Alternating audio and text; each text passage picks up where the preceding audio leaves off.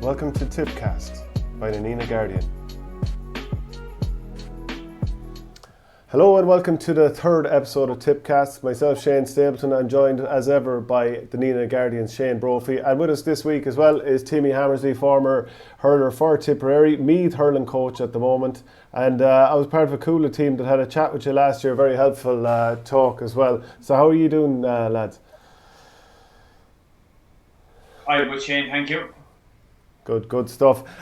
So last weekend, Tipperary had another draw. That's 2 out of 2. This time with Cork, 216 to 22 points, building on the 20 points apiece draw with Limerick the week before. Shane Brophy, just to start off with you, do you see it as a positive result, or do you see it as Tipperary kind of, well, like they were trying to keep with Cork, especially in that first half? Their pace and athleticism certainly troubled the Premier. I think I would take it as a positive. Because I don't think we played that well yet. We hit 17 wides, conceded 2 poor goals by our standards, and look, I think the battling qualities. I think that's the only redeeming factor from the first 2 games has been that we've managed to get results from games that seem to be going against us at the time. Like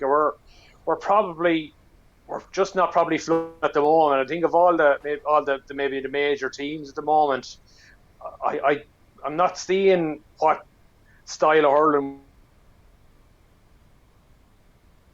enough at the moment. But I'd like to think that'll come. Like I'd be worried if the chances weren't being created. I know there was an awful lot made of the fact that we're not creating goal chances, let alone scoring them. But look, I'd rather be struggling now than maybe struggling come July or August when the really big games matter. So look, we're unbeaten.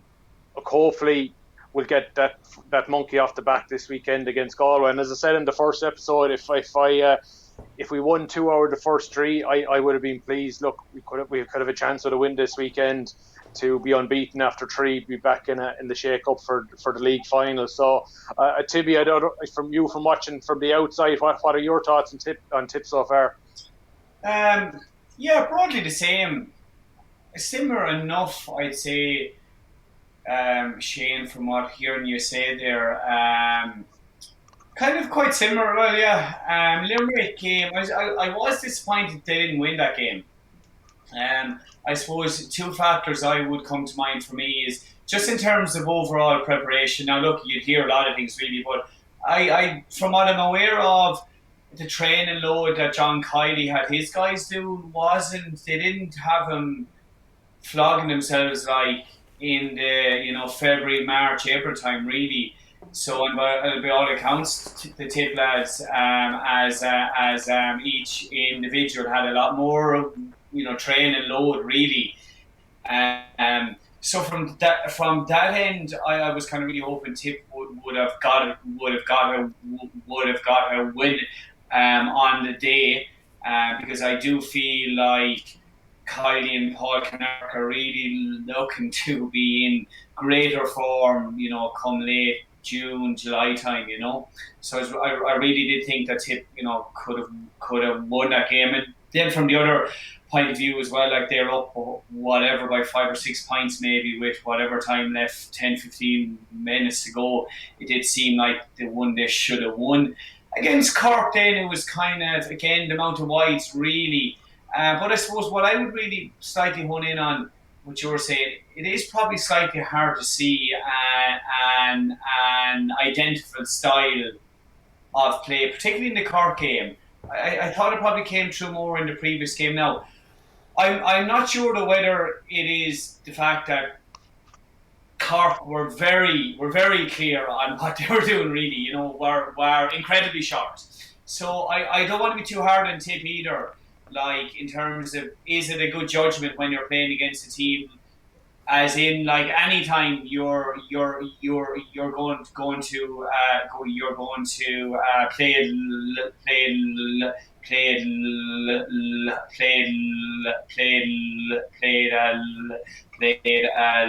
long, you're going to look different to a team who's really trying to do everything sharp. So I'm not really sure, is it that Tipp haven't? identified how they're playing yet, or did it just come up against a team who are incredibly clear how they want to play? You know, so that's kind of are my broad thoughts on the two games they have had so far. You know, Shane, I wondered, is it anything to do with, like last year there was a couple of times when, Limerick, for example, gave Tipperary a bit of a pace, and there were other games where Tip looked a little bit wide open at the back. Is it possibly the case that Liam Sheedy and the coaches are trying to shore up the defence before they start thinking too much about what they're doing with the ball? Because if it's gotten to the stage now where just letting the ball up 50-50, and let's be honest, if you're a back, a 50-50 ball is really in your favour. And like Timmy, you've played in corner forward, full forward plenty of times. I'm sure you know if a ball is hit up with no consideration, it makes it very difficult for you.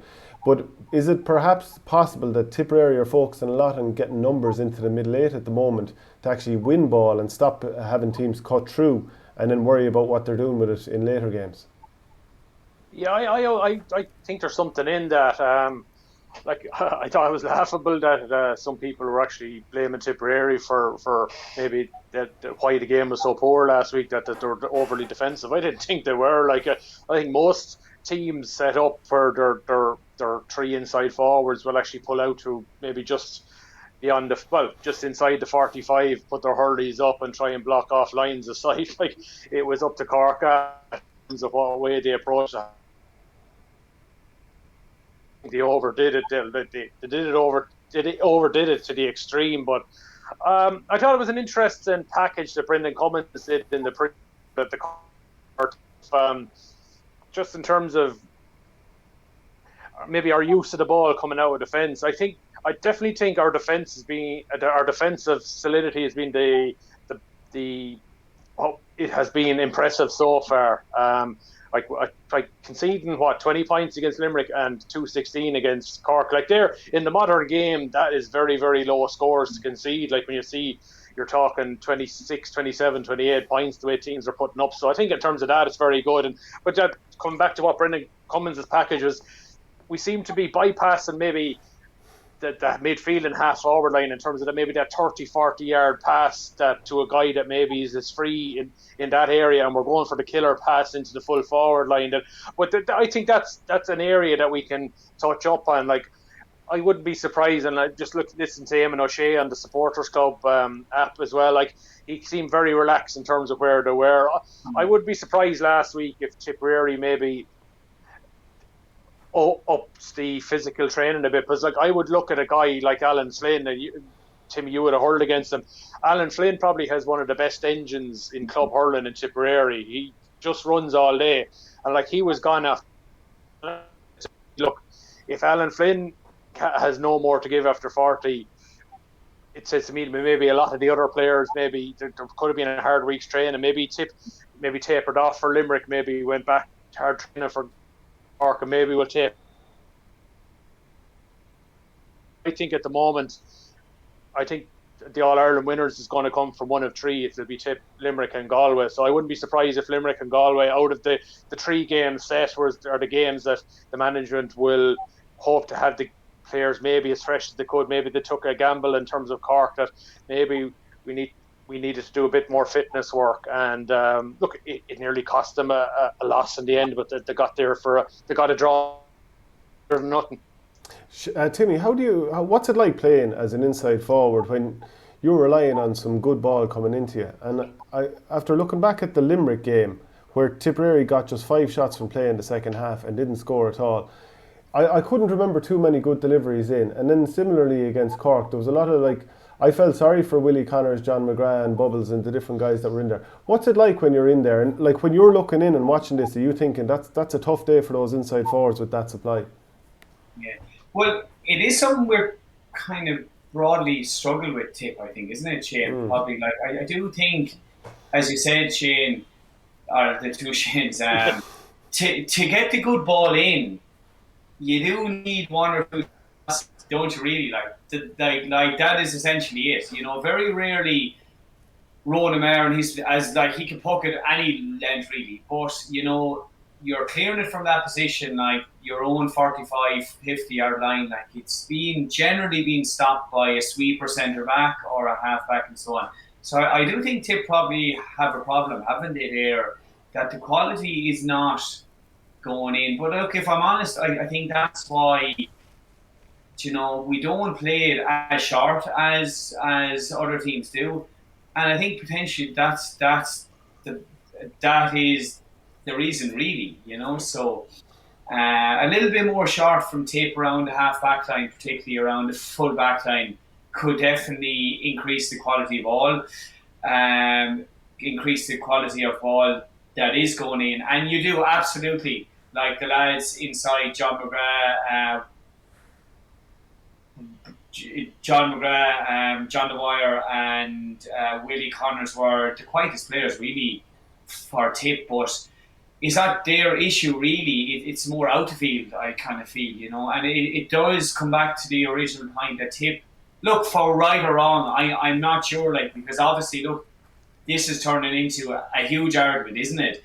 In terms of over short play and so on, but I think Tipp essentially, if I was to give any criticism, is are we still over traditional slightly? Now, the general person on the street would still probably say to reach the inside, you need to hit it in as fast as you can.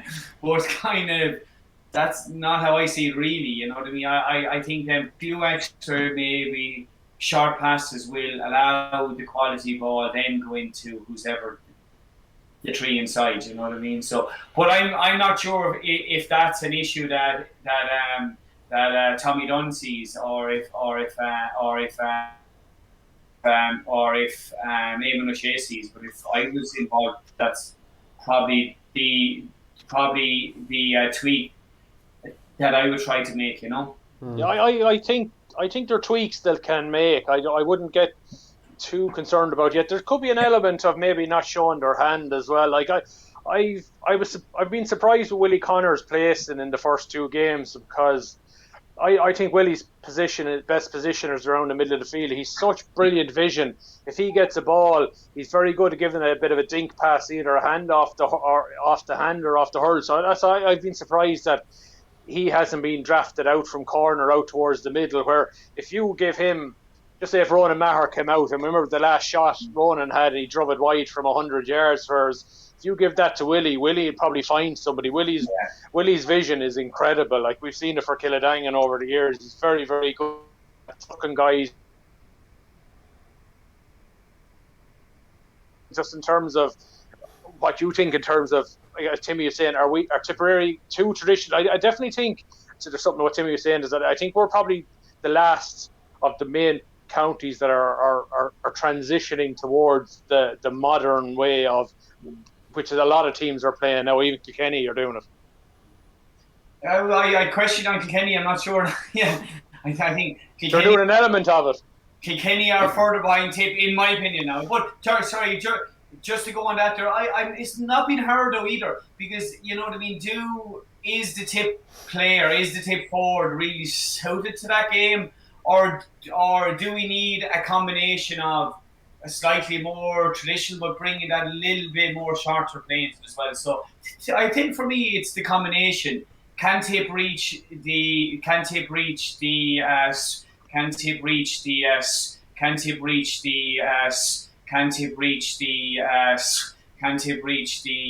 sweet point is the kind of question I'd probably say, Is there a decent balance between pace and power in this team? Like, if you look at that Cork team, and just to glance over the forward line, Robbie O'Flynn is a train. Like, he went off injured early. Jack O'Connor is very fast.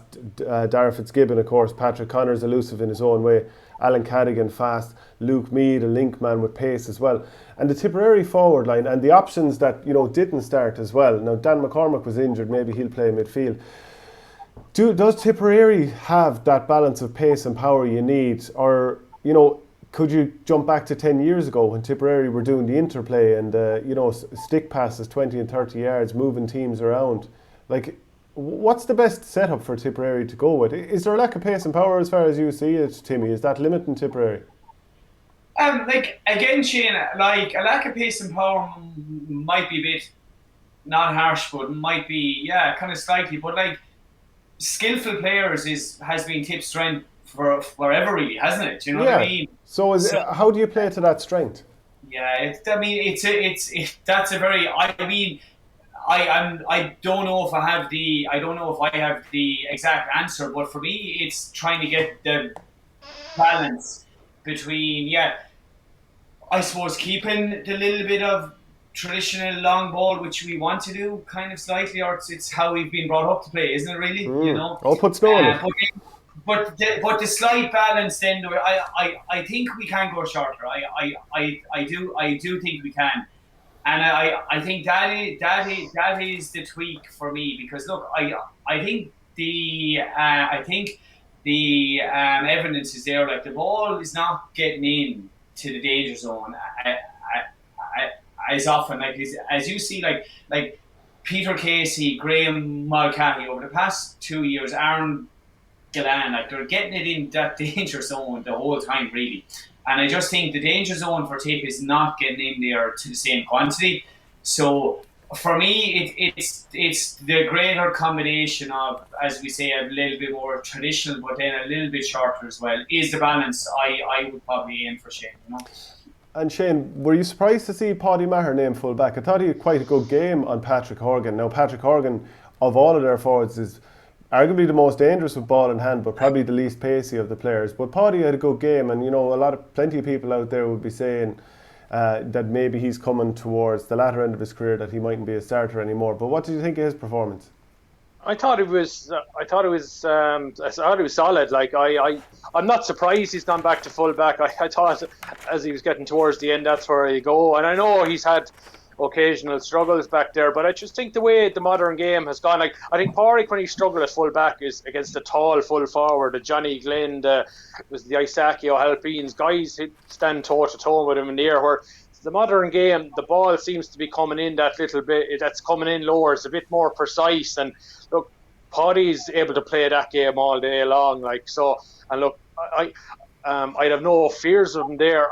Let's come back to something in terms of what Timmy was saying about our distribution. I think it's a work in progress. I think that's why they like Barry Heffernan in the backs now, because Barry is very, very good at taking a sharp puck out. Barry's a half back first and foremost, so he's very good. He can take a sharp puck out.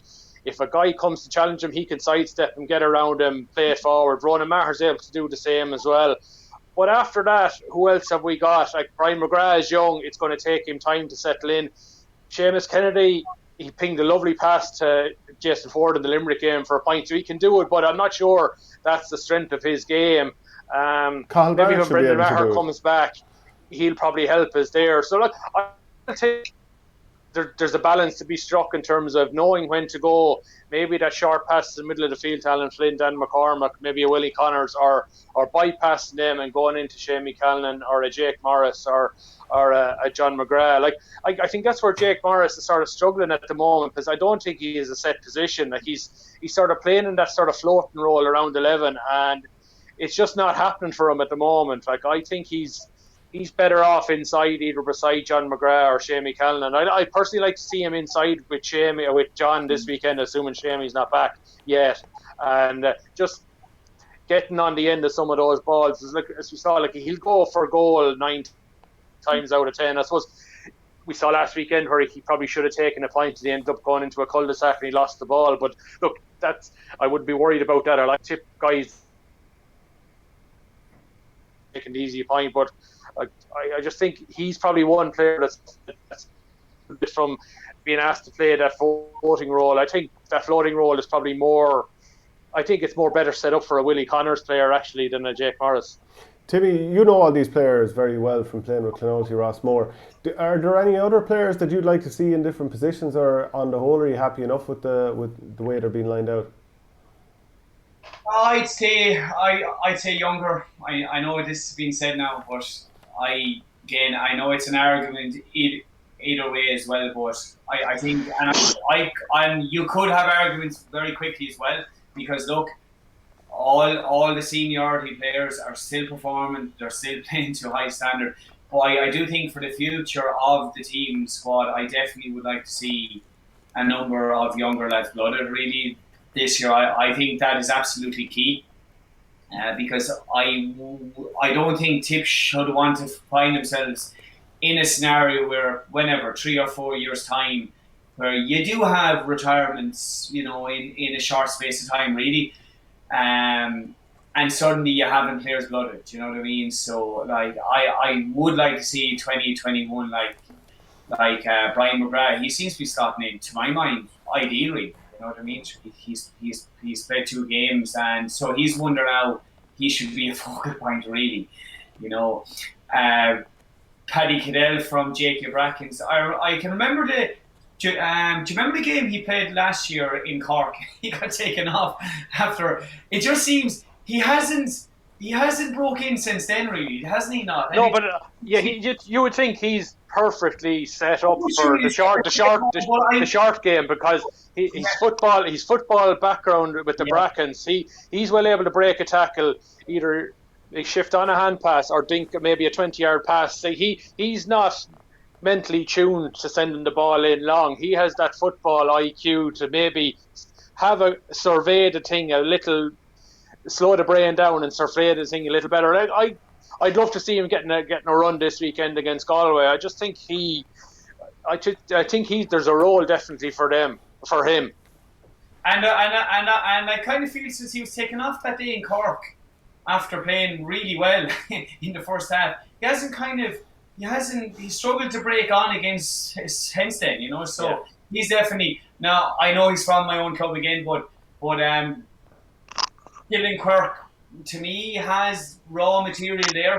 Okay, he's size, he has speed, he has the hurling, he can win it in the air. So, but he's been getting little bits and balls being brought on for 10 minutes here and there. Like, you really need a game or two. So he's another lad there. I think around half forward, like, he can carry the ball. As you said, the last 2 games hasn't gone his way really, but he's still he has to be a player there, Probably a bit of a concern though as well that Ger Brown and Jerome Cahill are no longer with the panel, as far as I'm aware. Like, they were.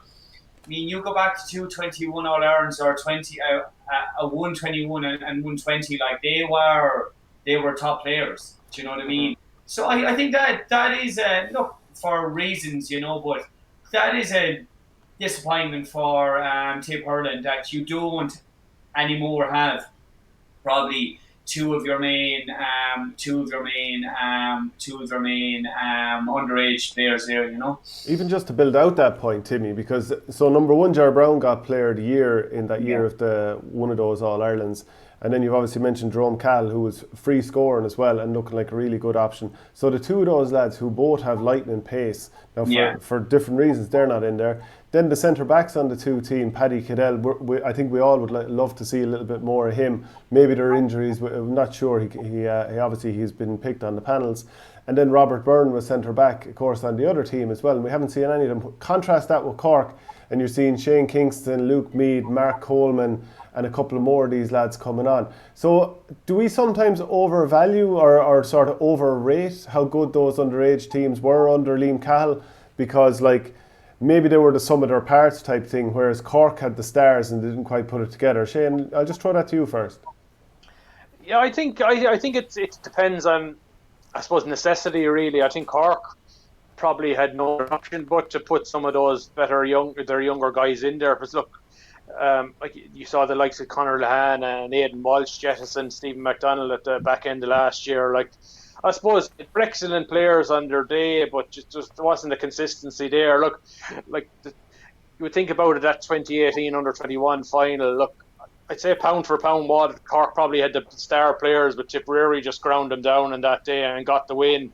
2019 under-20 final, I think Tipperary had way the better team that year. Like, I know we got a late goal in the Munster final, but I think our Tipp showed their true worth that All-Ireland final when they blitzed Cork in the first 10 minutes. Like, so look, but then it has to be said, have enough of our younger players shown enough in training to say some of the older guys have to be pushed aside? That's my worry, is enough of them guys really making it difficult to leave Sheedy, to leave them out. Look, like you say, Barry Hogan has done well, Brian McGrath has done well, Brian O'Mara, unfortunate, he was starting nicely there, just broke his arm. But you would love to see a bit more from some of the forward element, like I say, Dylan.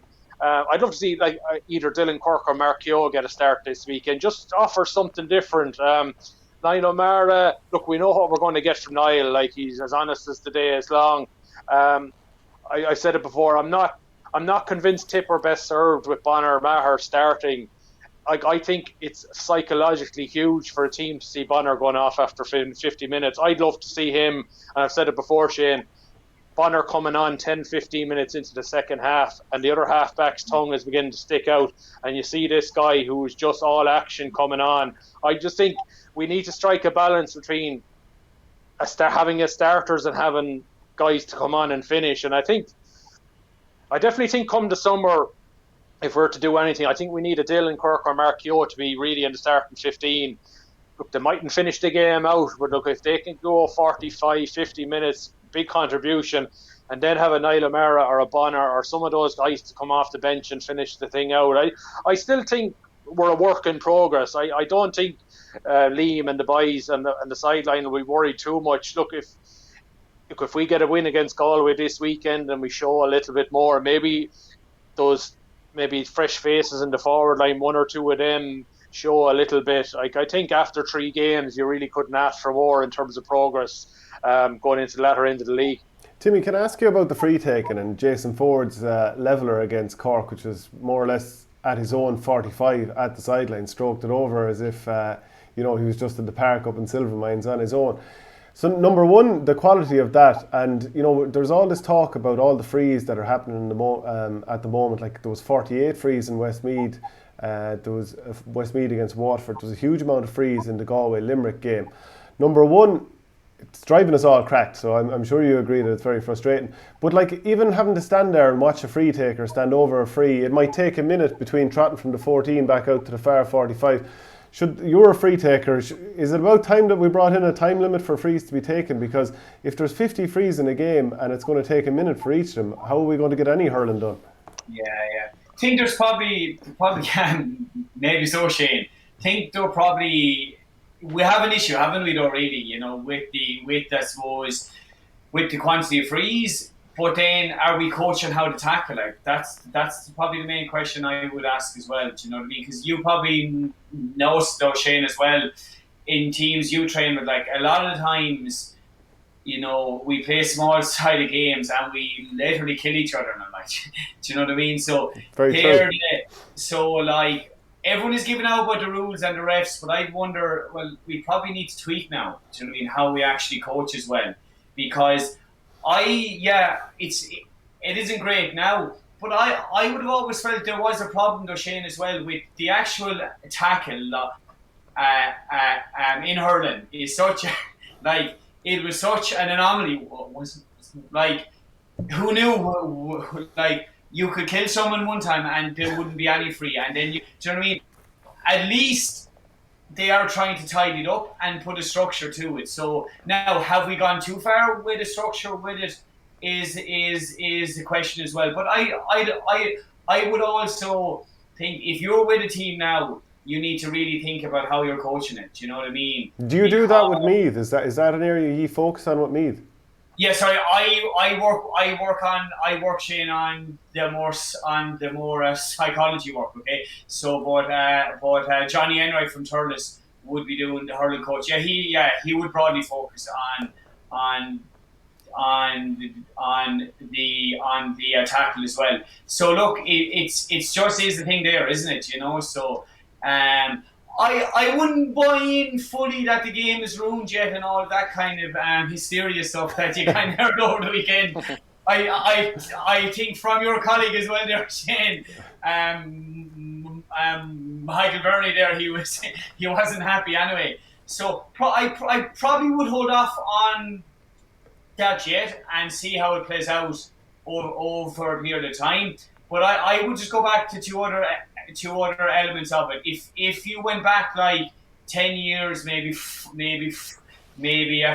years even, like, the tackle was all over the place, really. Do you know what I mean?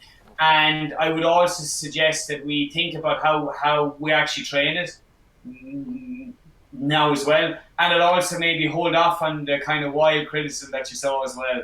Maybe, Yeah. Yeah, no, a lot of fair points there. I'd just love to see the advantage rule frustrates me.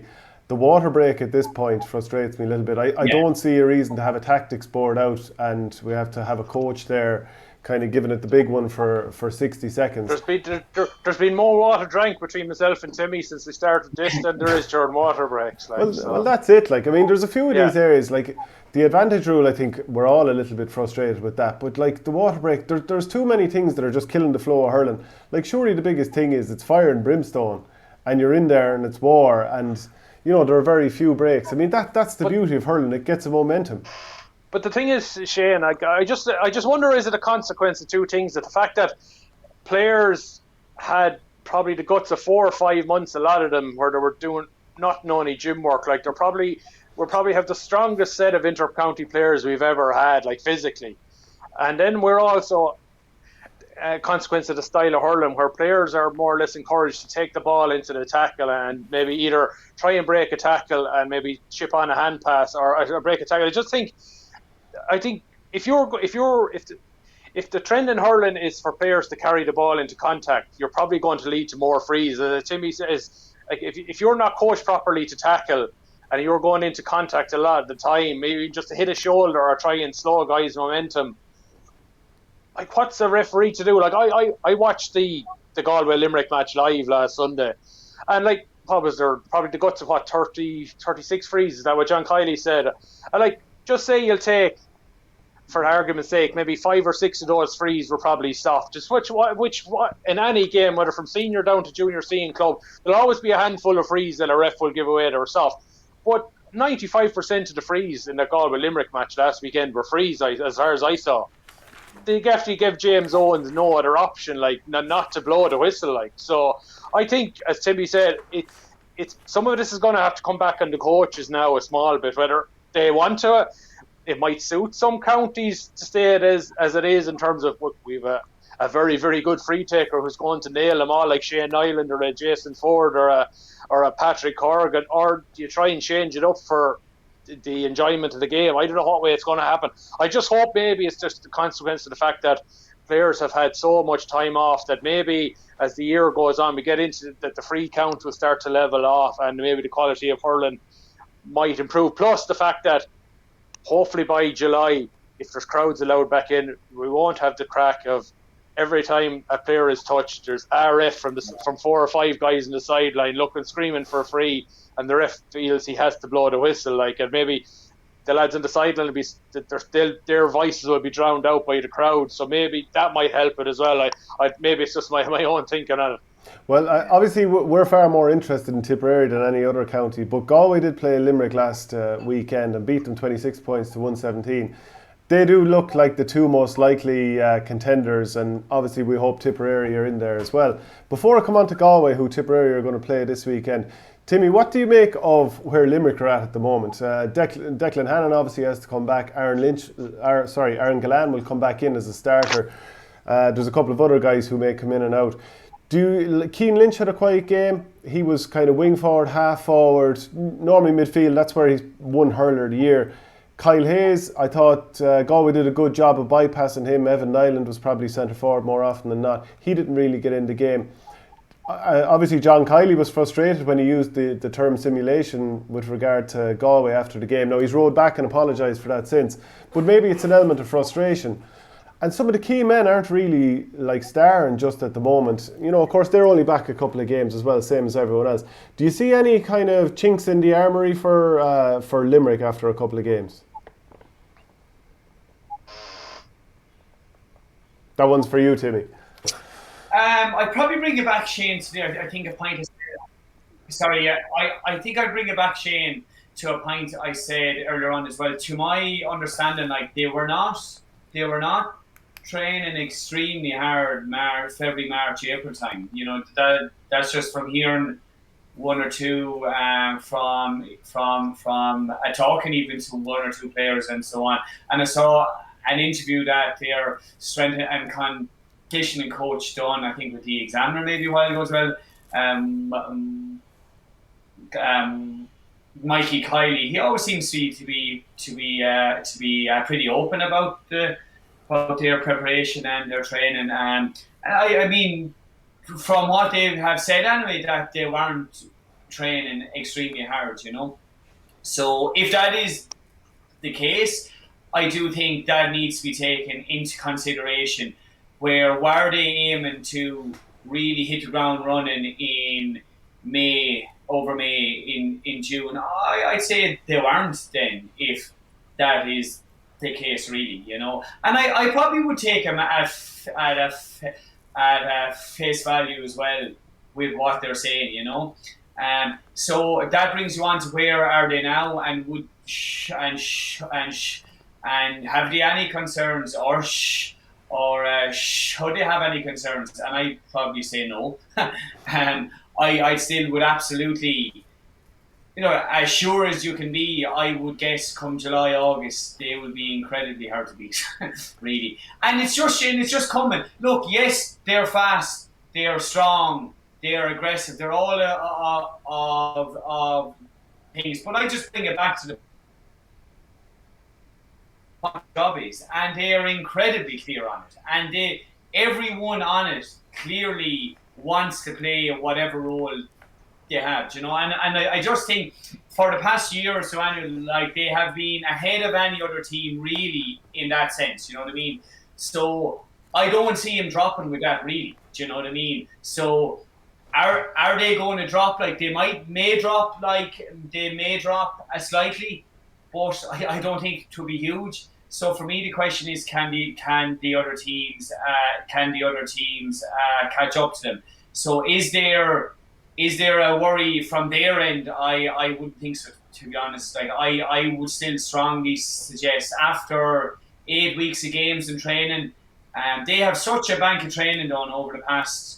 Do you know what I mean? And there's a serious flow to their training, really. So it isn't as if like Liam Sheedy took over the team 2 years ago and really had to try and change things, maybe. Like, they've been working off the same platform now for 4 or 5 years. So unquestionably, I would say come late July, whenever, I wouldn't have any worries about them falling behind, to be honest with you. That's how I see it, Yeah. I think there's I think if there's one question about Limerick, it's maybe the depth of their panel is probably not as strong as we thought it was. Like, look, I think Cathal O'Neill is going to be a fabulous player. Like, he's only 20 years of age. Look, you see some of the guys that came in. Brian O'Grady was taken off at half time against Galway. Aaron Costello, cornerback. I just think when push comes to shove in the Munster semi-final against Cork, I wouldn't be surprised if you see Kyle Hayes back up in the half-forward line. Because, like, they're well stocked in defence. Like Mike Casey hasn't got a run, sorry, I don't think Mike Casey hasn't got a run this year. Sean Finn has played, Richie English has played. I just think Darren Morrissey might have to go back in the half-back line and put Kyle back up in the forwards, because there's a doubt over Graham Mulcahy's long-term fitness. Like, I know we haven't seen him yet, and there's rumours that maybe there's a knee problem there that mightn't be resolved come the summer. I just like Conor Boylan against Tipp didn't pull up the trees. Look, it's one game, but I just think maybe they're still heavily reliant on the same 16, 17 guys. But look, if they get their best 15 out in the field, it's still the best 15 in the country, as far as I can see, Shane. Yeah, well, it's Galway this weekend for Tipperary in Thurles, and after that victory, you'd have to say that they were very, very impressive. A lot of players stepped up to the mark, even guys that were tried before and then dropped subsequently. I think Niall Burke definitely, building on his Westmeath performance, he did a lot good. And like, he's typical of this Galway panel in that they have these ferociously big players. Like, Conor Cooney's a big man, Joseph Cooney's a big man, Joseph Canning, who came on unusually enough at midfield. And then look at their backline. Grode McInerney, and I've heard different people in Galway saying that he hasn't really pulled up trees since the All-Ireland run in 2017. with the ball, we'll say. But if he can be a stopper at full back, and maybe Dahi Burke can come in, and he's probably the best full back in the country, but imagine how he'd drive them forward if he was in the half back line with maybe Pádraig Mannion and Fintan Burke, just to pick a duo. And then you have Cathal Mannion, who's looking brilliant in midfield, maybe Johnny Cohen's engine beside him. What do you make of this Galway proposition, Timmy? Very strong, Shane. Very strong, yeah. They're within the top, absolutely. Yeah. But if you view them overall, Shane, since 2015, they've been the most consistent group, haven't they, really? They've been in the finals, they've been in the semi-final, apart from the year 2019, where they were bet up in Parnell Park. That's the only blip they've had, really. Didn't Cathal Mannion have to go off last year, didn't he, in the All-Ireland? Yeah, in the first half, yeah. He did, I would have saw him now, I would have saw him going off as a huge factor, so he is a big player for them. And I think Evan Nyland and Brian Concannon really seem to be coming into form as well. So I think they can be huge, added to Conor Whelan there, Joe Cooney and Joe Cannon and so on as well. So yeah, they are absolutely there. The only thing about Galway though is their age profile again, isn't it? Broadly the age profile like Tipp. Now they're a little bit younger. The core team though is kind of just not under 30, isn't it? 27, 28, So that is just a thing. I think they're as good now or within the next year or two as they will be, maybe, So it's just something to flag with them as well. I think what they have now is as strong as it will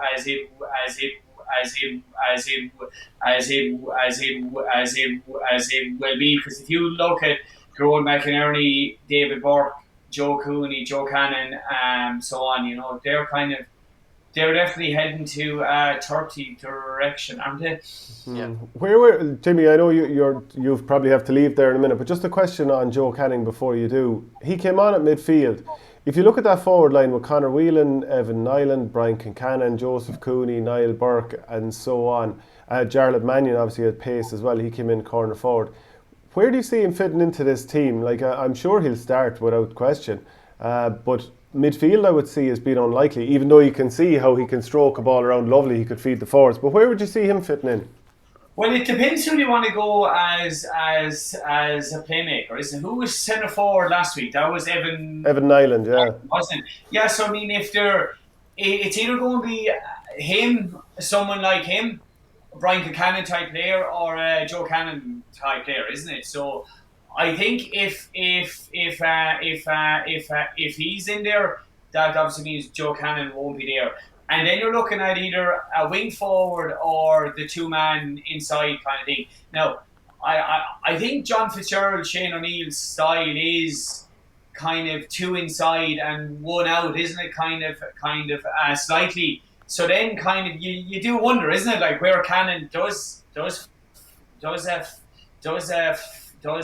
head in there, because if you are playing two near goals, like they need to be incredibly fast, really. So then you're looking at maybe wing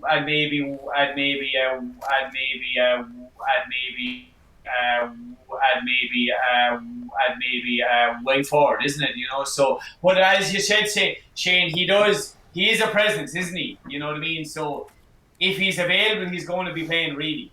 So it probably, but that is a challenge for Galway, isn't it? Though, where to find? Well, like not where to find, but where does he fit into the wider to the wider balance of the team? Because he will be playing, but they have 5 other fellas easy there who will know where they want to be playing as well. So it's just kind of hard to find the balance, isn't it? Very similar to a Tipp as well, though. I think Tipp's just main issue is you probably have. I think Tipp and Galway, where they just find themselves still potentially slightly off the top, is still not fully sure of what the right balance of the team is, isn't it? You know, like we're after going through Tipp's players here, and like, were we able to even say who your best? Were we able to say who your best team is really? And I'd say we aren't really. So they're just the challenge for Tipp and Galway. And I think at this stage, where we're still slightly a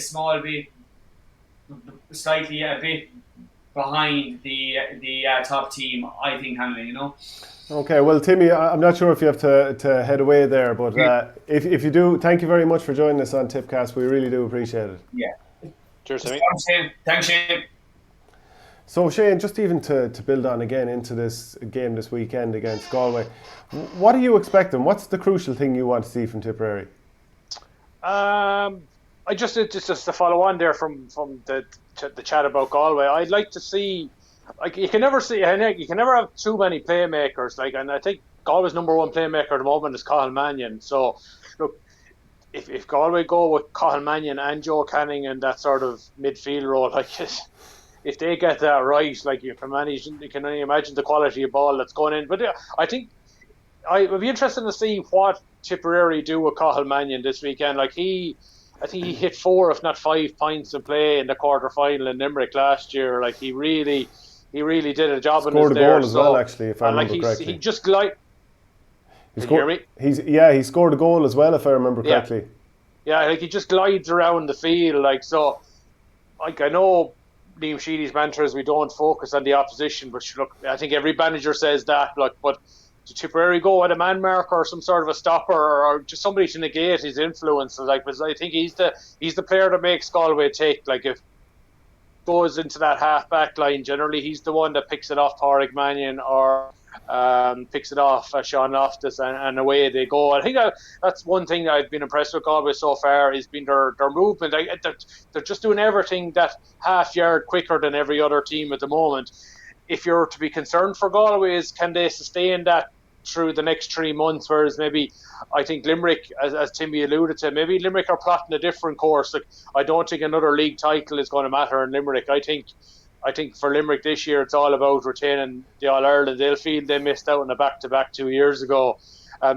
Like, people would think that they lost, that if they bet Kilkenny, they would have won that final. But I still come back to the fact in 2019, Limerick lost 3 championship matches last year. It wasn't the fact they lost to Kilkenny. They lost to Cork, they lost to Tipperary, and they lost to, like, the best team doesn't lose 3 matches that year to win in the championship. Like, so that was Tipperary and only lost 1 game. Okay, admittedly it was a bad loss to Limerick, but they only lost 1 out of 7. So Limerick lost 3 out of 6. So I definitely think Limerick are pacing themselves for an assault, and that Munster semi-final against Cork is what they're gearing up to. Coming back to Tipp and Galway, I don't think there's going to be much in this game. Like, there never is. But I'd love to see, will we take some of the lessons from the Limerick game into how we set up against Galway, who are physically probably as strong, if not stronger, than that Limerick team? I don't know what you think.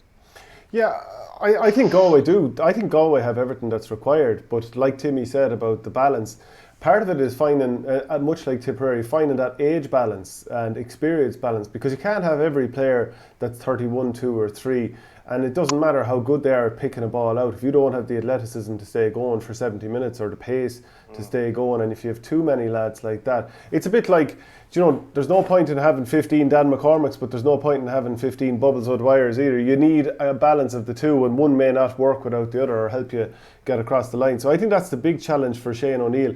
Last year they went with the sweeper with Galway in some of those big games. I think they threw away a Leinster final last year because it was playing again with fear against the Kilkenny team that are not quite at the level that they were at before. Even when you saw the team that was named against Antrim last weekend, I was thinking that's the most blunt attack line I've ever seen Kilkenny put out in recent memory, certainly in this millennium, if I can be as dramatic as putting it in that terms. Still scored 127 or 128, which was good going, even against Antrim. But I know that, and that is a fair point. Yeah. But Antrim is a team that was 8 points down in the second half and brought the game back level. So that to me is not the old Kilkenny ruthless boot on the throat sort of approach we've seen. They're having similar issues to Tipperary as well, in that there's a bit of a transition. And I think in successful counties, you're supposed to win as you transition. So another point that was touched on previously that both yourself and Timmy talked about is, have we transitioned the players, or because the previous generation, which was the generation that'll begin to leave the fray in the next year or two, continued to win, they didn't get that same exposure to top level action as the likes of Mark Coleman, who has been in the starting team since 2017, and some of those Tipperary players that have won the All Ireland under 20 and under 21, they haven't got that exposure. They weren't thrown in at the deep end. So then the question is this Tipperary team continuing to use all the experienced players capable of winning an All Ireland again this year? And if the answer is no, as it certainly looked last year, then is it better to just go with the younger players come what may? It's such a difficult balance for a manager. I mean, this is where you earn your money. Obviously, you don't get money for it, but that's the thing. It's like we're coming up on the Galway game, like the Westmeath game.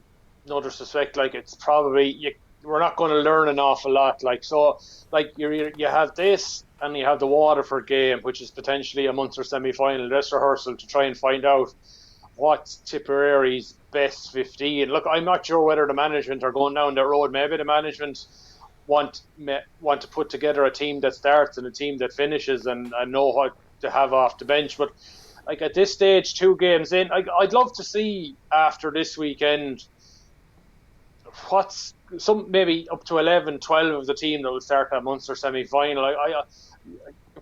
You probably know from 1 to 9. I just come back to number 1. I think if Barry Hogan starts again this weekend, you think Brian Hogan's place for the championship is under threat. To start the 3 games, is 2 games at the back end, if they do rotate for Brian in for the Westmeath Waterford game, is that enough for him to come back into number 1 contention? I don't know. So I think that's going to be an interesting one when the Tipp team is released at the weekend. I assume maybe that Barry got the 2 starts and then maybe we'd see Brian at some stage. But if we don't see Brian until the Westmeath game, how do we read that? I'm not so sure. You'd love to have had some pointers after the Galway game on Saturday about where the management are thinking about who's in their thought process for championship. Are any of the new guys in their thought process? I presume Brian McGrath is. I'm presume Barry Hogan is. You'd love to see maybe some of the Paddy Caddells, the Dylan Quirks, the Mark Hughes really, and put up their hand and say, look, we're serious about this too. And maybe they're not quite doing it in training, or maybe they are, or maybe just one of these days, one of these players will have a breakout game. Yeah. Like Michael Cahill, maybe back in 2010 against Cork, had a breakout game, and all of a sudden he's instantly established. Cahill Barrett 2014 that day against Kilkenny when he did very well, and Henry Shefflin, all of a sudden he's established. Sometimes it only takes a game or 2 to do that. But Barry Hogan, I think, has been impressive, and Brian Hogan, I'm sure you're going to bat for a Lara man all day. But he obviously, he's an all-star winner. He's done very well for Tipperary. But Barry Hogan, maybe it's just that he offers something slightly different in that he comes off his line, looks very comfortable. Maybe Tipperary realise there's going to be an element of being able to having to run that ball out. We saw how well Patrick Collins did it for Cork, and that's the way hurling is going now. You need that guy standing between the sticks to be an option during play. I mean, all goalkeepers are going to have to be able to do that now, and married with shot stopping. Actually, there's probably less shot stopping than there ever was before, and probably less catching a high ball over a full forward and a full back than there ever was before. So now it's just like a little sweeper playmaker at the back as well. So, well, yeah, plenty more. We could talk all day about that, but we should certainly get on and talk a bit about football and camogie as well. So you were at the Tipperary's defeat to Limerick in football last weekend, 113 to 14 points, and Tipperary had started out well enough in this game. You were down there. Eventually, Danny Neville's goal was pretty crucial, and Tipperary did fade somewhat. What was your takeaway from that game? Yeah, I suppose as first game's goal, look, it's a disappointing defeat, especially where the way this league is set up. Like, you're only getting 3 games, so look, if you lose your first game, you have no margin for error now. They have to beat Wicklow this Saturday. They have to beat Offaly in their last game away from home to get probably more than likely get a league semi-final. So, look, I was concerned going down when I saw the team sheet announced on Friday night, and like there was no Evan Comerford in goals. He was carrying a bit of a leg injury. The entire half back line from last year's championship, Kevin Fahey, Bill Maher and Robbie Kiley were injured. Robbie Kiley's injury we now know is a season ender. It's a hamstring problem. Michael Quinlivan was missing. Jack Kennedy was struggling with a bit of a hamstring problem. He was only able to come on in the second half. So look, you're only starting with 7 of the team that ultimately needed extra time to beat Limerick last year in the Munster semi-final. So it was going to be a tough ask. Like, you had 3 guys in your defence making their league debuts. Jack Carney was making his full debut overall. Had a solid first half, but Limerick made a tactical tweak at half time. They brought Danny Neville out from full forward out to the wing. And look, his movement off the ball was the reason he got 1-3 from playing the second half. Limerick, who were dominating the kick out, like, were able to break forward off the breaks, and like, he was sweeping in off the right wing, scored an absolutely brilliant goal. Like, it was something Michael O'Reilly couldn't have done nothing about. But look, from a Tipperary point of view, I suppose there was 2 things. One, it was only when they went behind to start to show a bit of more urgency, and like, I just think it's the one thing about this Tipperary team, and it even go back to 2016. They're definitely a better side when they're on the offensive. Like, defensively, I'm not sure whether there are some games where defensively we look very, very solid, like the Munster final last year, very, very strong. Even in the first half there against Limerick, like, a defensive screen was very, very good. But I didn't think Limerick penetrated enough. I thought Limerick were very, very lateral in what they did with the ball in the first half. Second half, they tweaked things up. Once they got the ball, they started to maybe challenge a few Tipperary defenders, maybe take on the run a bit more, and it paid dividends for them. And secondly, Tipperary's struggles from winning kickouts is a problem, and like, that's been going back to even 2017, like 2016 when they got to the All-Ireland semi-final. They were very, very good at restarts. Like, Brian Lacey and Evan Comerford really got something going there. When Brian was part of the backroom team under Liam Kearns, they were able to get kickouts away to their wing backs, to midfielders. Even Michael Quinlivan would come out from full forward, maybe as an extra man there to pick off a 1-on-1. They were very good at that. Like, Michael O'Reilly had very, very few options to get clean kickouts away, and I was surprised in terms of what David Power had said in terms of, like, we weren't winning break and ball, like, which they weren't maybe until the last 20 minutes. But I was surprised that Tipperary's first option seemed to be to go along, and if we didn't win a primary, we had to win the breaks. But like, break and ball is a lottery. Like, you could hit 20 kickouts out there and break it down, but look, if it might fall for Limerick 16 or 17 times out of 20, like, if they get that breaking ball, like, they're in control, like, and I just found it very strange that Tipperary are sort of leaving it to a little bit of good fortune in terms of how everything proceeds from then, because like, when they do have enough ball and go forward, they're very, very effective. Like, but like, Tipperary scored 14 points the last day. They had only 3 wides. Like, that's 17 shots at goal. Like, that's not an awful lot. That, in fairness to them, their efficiency rate was very, very good. But look, it's very, very hard to win games with only 17 shots and scoring 14. You've got to have a greater ratio there. Like, you think in modern football not to have a plan B option of getting ball away if your plan A option of going long and relying off breaking ball is not working. So you talked about some of those injuries, only 7 of last year's team against Limerick being there. Are we expecting many more to be back? Obviously, as you said, Robbie Kiley's out for probably the rest of the season, maybe even for his club season as well. So Wicklow are coming next.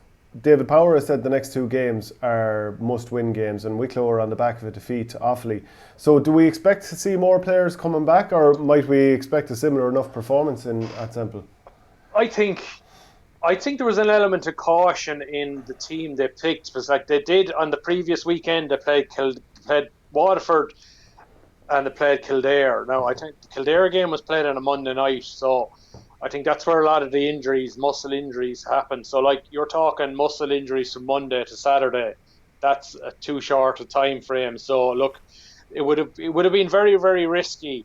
To like, okay, I think if it would have been very, very risky to put anybody with a muscle injury out, Michael Quinnivan, Bill Maher, and Kevin Fahey. So, look, and Philip Ryan, I suppose, our new recruit from Dublin, I believe. Although he was named in the 26, I gathered afterwards he wasn't 100% fit either, and he wasn't brought off the bench. So maybe the management just decided, look, Aaron decided caution. If you put them out, potentially you're risking greater injury. Look, we'll put out with the team we have against Limerick. Hopefully, maybe we'll get through the game, win it, maybe get a draw and move on. I think definitely against Wicklow now, it's win or bust, and maybe they probably have no option maybe to put some of those guys out. Maybe they won't put them all. They might put maybe a couple of them on the bench, maybe have to start a few. Maybe there might be greater urgency maybe to start maybe one or two of them in defence, maybe just to add a bit more experience there. Like, I would expect maybe Alan Campbell to come back in. I know Alan was late back into competitive training. There was concern there for a while that maybe Alan wasn't going to be able to commit fully for this year. He is now. So look, Alan's as committed as they come. He's great experience. Like, I think he might come back in there. I think if a Kevin Fahey or a Bill Maher comes back, it might free up Paddy Feehan to go to the wing. Like, I think while Paddy played particularly well in the sort of hold and centre-back role against Limerick, I think Paddy's better as one of those raiders up and down the left wing or right wing. Like, he's able to pick off a score as well. So it might free up Paddy maybe to go in at a more of an offensive role as well. I thought Conal Kennedy was very, very good against Limerick. He seems to have kicked on from last year. Very athletic guy, very strong in the air. He seems to have added a scoring threat to him too. And I was very impressed with his brother Jack when he came on. Like I say, like, Jack was so unfortunate last year with that hamstring injury he got in the Munster semi-final against Limerick. He missed the Cork game. He missed the Mayo game. Like, he came on with 10 minutes into the second half, and I said, who is this guy? This doesn't resemble Jack Kennedy. He really seems to have sculpted himself up differently over the winter months, and like he grabbed the game by the scruff of the neck. Like, when he came on, he kicked a cracking point from play. He nailed a superb long range three from 47 yards out. Like, and I just think if he's able to start, he will add something different to our team as well. Sean O'Connor was another plus in the full forward line. He kicked 3 points, 2 of them from marks. Like, I suppose his ability to shake off a defender and offer himself for a long ball coming in was very, very impressive too. So it wasn't all disappointment, but I suppose I definitely think injuries played their part in terms of how Tipp were able to, one, line out, and maybe two, in terms of maybe their struggles from kickouts. Maybe if it probably didn't help Michael, or if Michael O'Reilly, and it's probably tough for the likes of Michael coming in. Like, he wasn't a novice. He played a couple of games in 2019. Whereas if you had a half-back line of Robbie Kiley, Bill Maher and Kevin Fahey, they probably know how to shake off their men to maybe give him an option for a shorter kick-out than it probably is for a Jack Harney, a Paddy Feehan and an Emmett Maloney. So, like, I give them a pass in terms of it's harder for maybe a relatively novice goalie if he has 3 relatively novice half-backs that probably don't know how to maybe offer themselves for a shorter kick-out. Maybe if you're under pressure, that you need to get a ball away or something like that. So, like, they have an extra week to work on, and hopefully maybe Kevin and Bill will be back for the game this weekend, and we're able to maybe put a slightly stronger team out. You like to think home advantage. Look, if we can get off on the front foot, get a score up early, and hopefully record the win, which will be all important, like, and take it into the last game against Offaly, which would be probably more championship element than anything else. Was like it will be all for promotion then that day. So it was disappointing, but probably not all negative from the point of view is Limerick had a very strong team out, and they got the win there. And I suppose they did get that period start of the second half where they got the upper hand, and that was decisive in the overall context of the game. So that'll be the Tipp footballers against Wicklow this weekend. The camogie side will be out against Waterford this weekend on the back of a disappointing loss to Cork at the weekend just gone. I think Bill Maloney will probably be disappointed with some of the goals that were conceded here. 3-14 to 16 points. So what sort of shape do you reckon the camogie team are in after that? Yeah, I watched the game online, the majority of it. I think Cork were fully deserving of the victory. Like you said, that the 2 Cork goals got in the first half probably, it probably put a false reflection on the scoreboard. They're probably, for an all-star goalkeeper, even though she's young, like Anya Slattery, be very disappointed. Like, both goals were definitely ones that were preventable. But you always felt Cork were probably getting their points, probably particularly a little easier. Aisling Thompson in the middle of the field had a super game all through.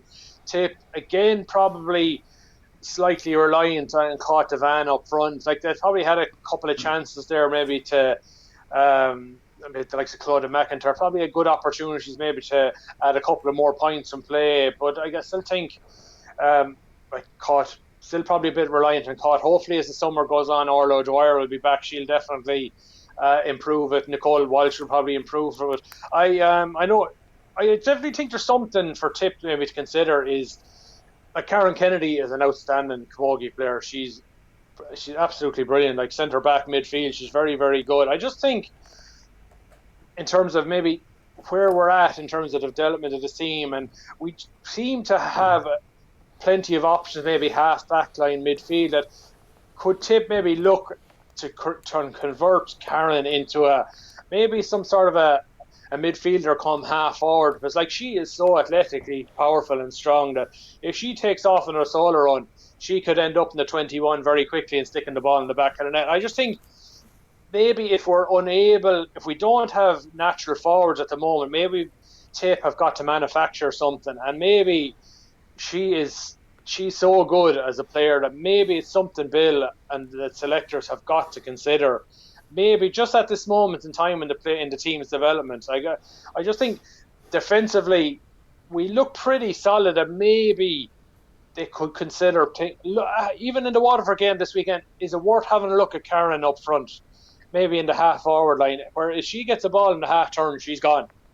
And she'll either draw defenders to her to slip a hand pass into somebody else, or she'll score herself. I just think it's something, I think it's just definitely something it should be considered if they don't feel they have enough scoring threat up front.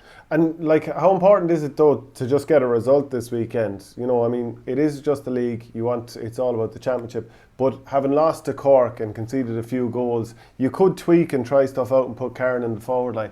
But getting a victory is fairly important for confidence. Oh yeah, like if Tipp win this game, like there are only 3 team groups and 2 comes out of it for the quarterfinals. So look, if Tipp lose, that's 2 losses. Their league is over. So look, there might be an element of when this management sit down and think, we got to get the win. And look, and Waterford have been very, very tough opponents for Tipp the last few years, and you go back to, you had 2 championship games in 2019, or Tipp barely got through them. Last year's quarter final in Páirc Uí Chaoimh of a wet day, Tipp barely got through to it as well. Like, in terms of Niamh Carton and the girl of the Rockets there, look, Waterford probably feel they're due a victory over Tipperary. They probably think that they're ready to go. And this Saturday in Clonmel would be as good a time as any to get it. But you'd like to think that the game Tipp have had under their belt against Cork last weekend, where Waterford were idle, that should stand to Tipperary. And look, first and foremost, as you say, get the win. But maybe that quarter final is the game, maybe to try it. But it's knockout then. But I definitely think it's something that they would like to consider. Can they afford maybe to try Karen somewhere else? So look, it all wasn't lost last weekend. Take out the 2 goals, it was 114 to 16 points. That was a puck of a ball game. Tipp, but maybe something like similar to the men's hurlers. We didn't seem to have a goal scoring threat either. But look, it's early days. Look, it's going away to Cork, Páirc Uí Chaoimh in the first round was a very, very tough ask. So, look, heads could have dropped with the nature of the type of goals they conceded, but they didn't. it was a 3-11 to 14 points. Like I think Tipp got it back to about 2 or 3 points with 5 minutes to go. Like there were 9 to 10 points down at one stage. They got it back to 3. So like in terms of character, in terms of willingness, I think that in terms of a base point, the management would be very, very happy with the character of the team, that they never threw in the towel when the match was really, really going ahead of them. And look, if they got a goal or on top of, if they got it back to 3 points, they could have snuck it. But you'd have to think Cork were probably the better team, sharper team on the day. But I think there's no doubt Tipp will learn an awful lot from last weekend. So lastly but not leastly, we'll come to the Tipperary ladies footballers. And just to jump back to 2020 and the All-Ireland Championship there, it was a 3-team group, losing narrowly to Galway by just a point, and the same actually against Monaghan. So Tipperary probably feel not that far off the mark when it comes to challenging other teams that are at the All-Ireland level. Now, I'm not saying to win an All-Ireland or anything like that. Dublin are obviously light years ahead of pretty much most teams in Cork as well. But Declan Carr, what will he be looking for this year, starting off with Cork on Friday night? Yeah, it's an interesting appointment. There's no doubt about it. I actually think there's an element of there's no risk in this league because I think it's strange, but like they're in a very tough group. Like they're in with the All Ireland champions Dublin, they're in with Cork, probably the second best team in the country. Then they're a Waterford, traditionally a very, very strong senior intercounty team.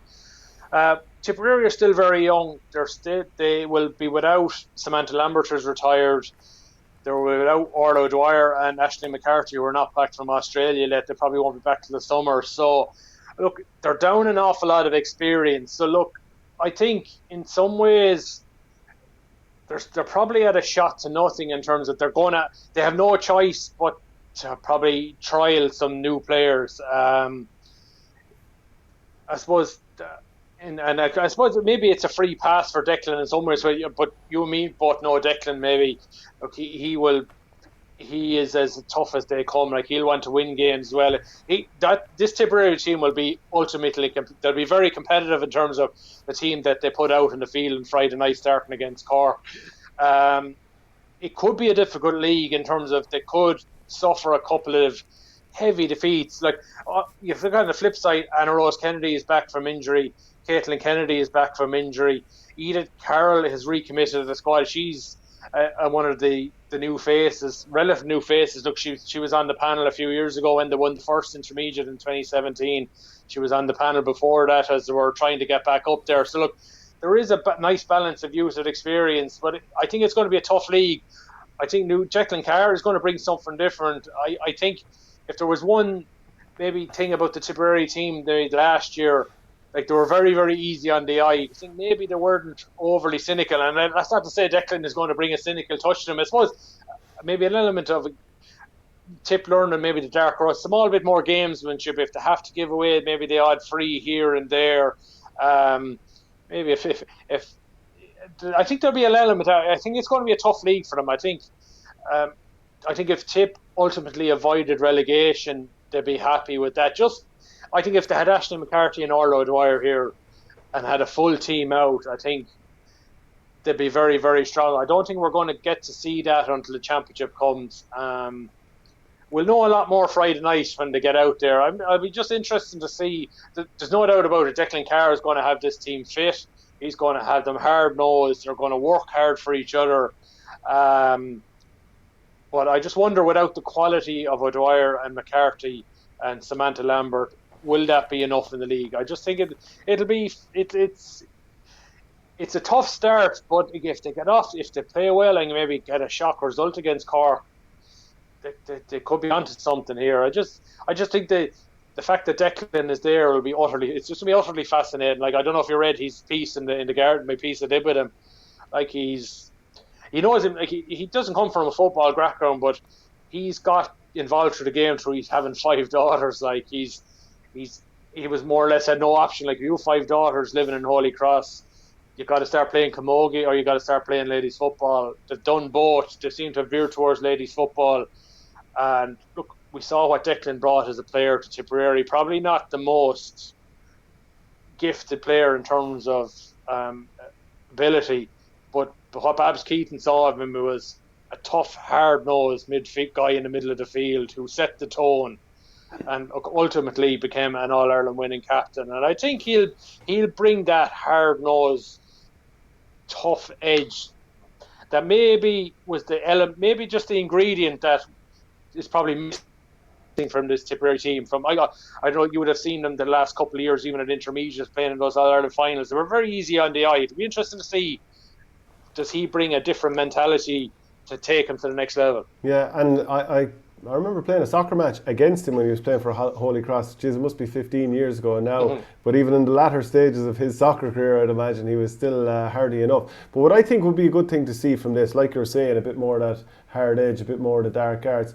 But also because the likes of McCarthy and O'Dwyer won't be there, it's a chance for others to get exposure to that top level. So maybe a few players, a few diamonds can be unearthed. So a tough start against Cork, but hopefully that'll go well. Yeah, like you say, it's a tough read. Like, no more than the Gaelic football, the league is on a regional basis, and you'd look at Tipperary are probably in the harder region with Dublin and Cork. But you'll probably have a fair idea at the end of the league where you stand. I know Tipperary won't be at full strength for any of the games, but as you say, some of those younger girls are going to get an education, and long term, it's only going to be to the benefit of them.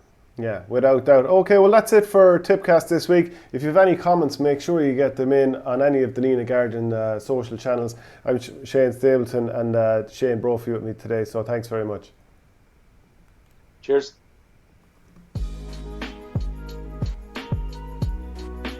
Welcome to TippCast by the Nina Good Guardian. job, Shane.